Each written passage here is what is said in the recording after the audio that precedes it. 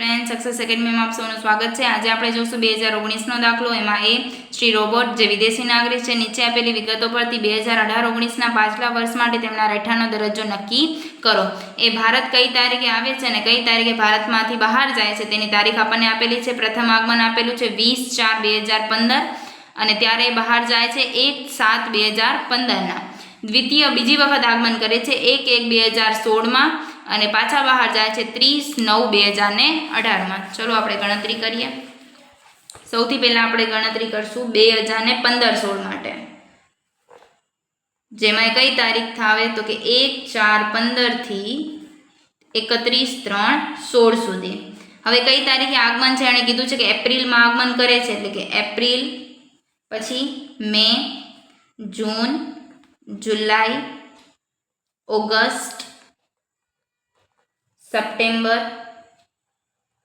October, November, December, January, February અને March. આપણે 12 મહિનાનું કરવાનું હોય। સ્ટાર્ટિંગ ક્યારે કરે છે? એ એપ્રિલમાં કરે છે। કઈ તારીખે? 20 તારીખે કરે છે, મતલબ 20 તારીખના પણ એ ભારતમાં જ હોય છે। એટલે કે ટોટલ એપ્રિલમાં કેટલા દિવસ હોય? 30 દિવસ હોય, એમાંથી આપણે 19 દિવસે હોતો નથી, એટલે ભારતમાં કેટલા દિવસ હશે? 11 દિવસ હશે। પછી તો મેમાં પણ હશે, એટલે પૂરેપૂરા દિવસ 31, જૂનમાં પણ 30 દિવસ, જુલાઈમાં હવે 1 જુલાઈના બહાર જાય છે એવું એણે કહેલું છે। 1 જુલાઈ મતલબ 1 તારીખના પણ એ ભારતમાં જ હશે। ઓગસ્ટમાં તો છે નહીં, સપ્ટેમ્બરમાં નથી, ઓક્ટોબરમાં નથી, નવેમ્બરમાં નથી, ડિસેમ્બરમાં નથી। ફરી પાછું દ્વિતીય આગમન કરે છે 1/1/2016ના, એટલે કે જાન્યુઆરીમાં પૂરેપૂરા દિવસ 31 દિવસ। ત્યારબાદ ફેબ્રુઆરી, તો ફેબ્રુઆરી 2016 છે, એટલે કેટલા હશે આમાં? 29 દિવસ અને માર્ચના 31 દિવસ। તો કુલ દિવસો કેટલા થશે એના ભારતમાં? કુલ દિવસો થશે 164 દિવસ। ત્યારબાદ આપણે જોઈએ 2016-17 માટે, તેનું કેટલું થશે તો કે 1/4/16 થી 31/3/17 માટે। તો ત્યારે કેટલા દિવસ થશે તો કે 365 દિવસ। ત્યારબાદ જોઈએ તો કે 2017-18 માટે, તેનું 1/4/17 થી 31/3/18, તેના પણ 365 દિવસ થશે।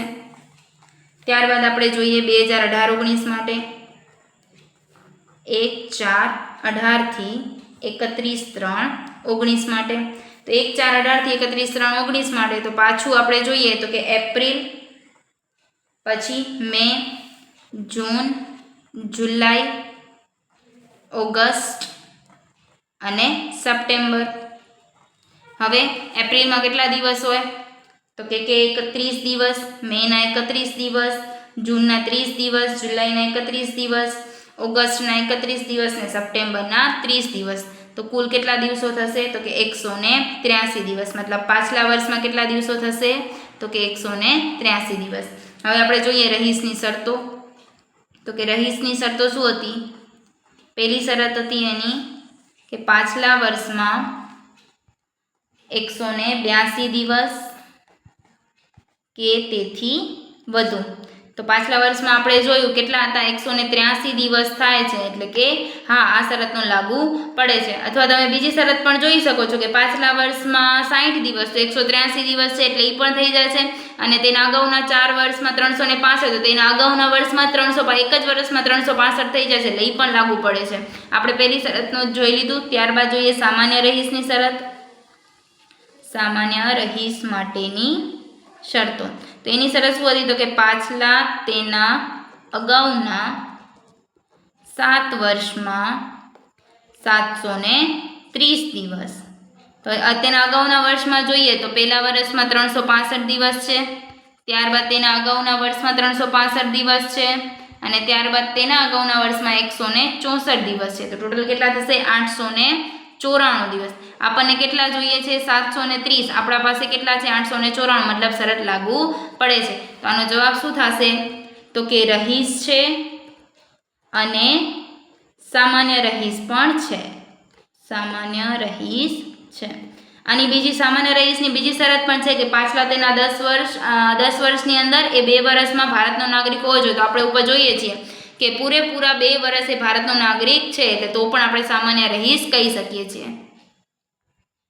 જોશું દાખલા નંબર 2 માં, તો કે શ્રી રોહિતના પાછલા વર્ષ 18-19 વર્ષ દરમિયાન આવકની વિગતો નીચે મુજબ આપેલી છે. એમાં પહેલું આપેલું છે કરપાત્ર પગાર, બેંકનું વ્યાજ, ન્યુયોર્કમાં સ્થિત ધંધાનો નફો જેનું નિયંત્રણ મુંબઈમાં છે, મુંબઈમાં ચાલતા ધંધાનો નફો જેનું નિયંત્રણ ન્યુયોર્કમાં છે, અને ન્યુયોર્કમાં કમાયેલ ખેતીની આવક. આપણે ગણતરી કરવાની છે કે સામાન્ય રહીશ, રહીશ અને બિન રહીશ. પહેલું શું આપેલું હતું? કરપાત્ર પગાર જે છે 2,40,000, ત્રણેયમાં આવશે 2,40,000, 2,40,000, 2,40,000. ત્યારબાદ બીજું આપેલું છે બેંક વ્યાજ, જે પણ આપણે ત્રણેયમાં લખીશું 20,000, 20,000 ને 20,000. ત્યારબાદ ત્રીજું આપણને આપેલું છે તો કે ન્યુયોર્કમાં સ્થિત ધંધાનો નફો જેનું નિયંત્રણ ક્યાં થાય છે? મુંબઈમાં છે. એ નફો ક્યાંનો છે? વિદેશનો છે, પણ નિયંત્રણ એનું મુંબઈમાં છે. એટલે કે આપણે બેમાં લખીશું સામાન્ય રહીશ અને રહીશમાં. ત્રીજું ન્યુયોર્કમાં નફો કેટલો છે? તો કે 2 લાખ, એટલે કે સામાન્ય રહીશ અને રહીશ, બિન રહીશમાં આવશે નહીં. ત્યારબાદ ચોથું છે મુંબઈમાં ચાલતા ધંધાનો નફો જેનું નિયંત્રણ ન્યુયોર્કમાં છે. હવે મેઇન ક્યાંની છે બ્રાન્ચ? તો કે મુંબઈની છે, એટલે કે ભારતની છે. જો ભારતની હશે તો એ ત્રણેયમાં લખાશે, એટલે કે મુંબઈમાં થયેલો નફો. કેટલો નફો થયેલો છે? તો કે 2,80,000, 2,80,000, 2,80,000. ત્યારબાદ પાંચમું આપણે જોઈએ તો કે ન્યુયોર્કમાં કમાયેલી ખેતીને, હવે બહારની જ આવક છે, બહારની આવક ક્યાં આવશે? માત્ર ને માત્ર સામાન્ય રહીશમાં. ન્યુયોર્કમાં કમાયેલ ખેતીની આવક કેટલી છે?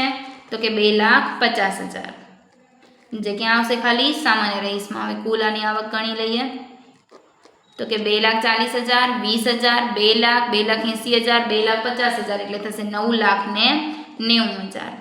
ત્યારબાદ રહીશની આવશે 7,40,000 અને બિન રહીશની આવશે 5,40,000. Thank you.